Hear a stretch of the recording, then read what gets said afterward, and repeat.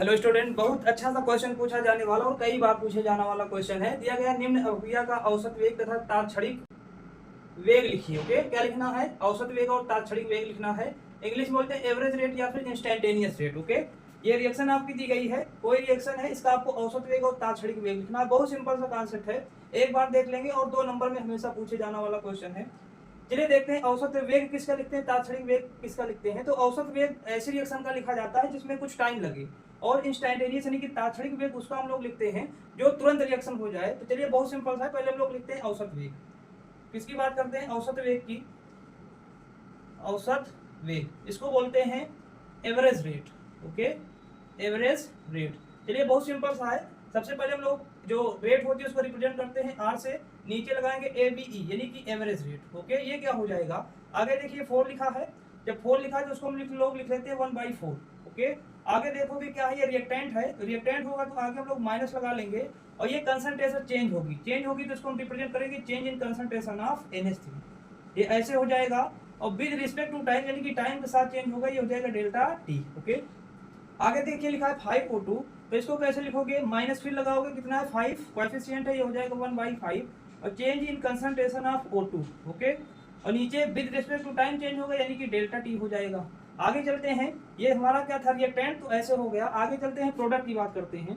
In case of product, यहाँ पे 4 लिखा है, ये क्या हो जाएगा 1/4, आगे क्या लग जाएगा प्लस, और क्या है डेल्टा, और change in concentration of NO, यानी कि ये क्या है, प्रोडक्ट है, तो ये क्या होगा, बढ़ेगा, प्लस साइन। आगे देखोगे चेंज विद टाइम। ओके, आगे देखो क्या लिखा है 6H2O, इसको कैसे लिखोगे? ये हो जाएगा 1/6, और change in concentration of H2O delta T.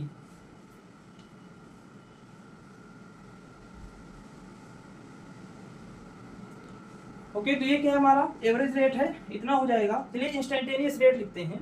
तो इंस्टैंटेनियस रेट के लिए हम लोग क्या करेंगे, यहाँ लिख लेंगे R और INS, इंस्टैंटेनियस।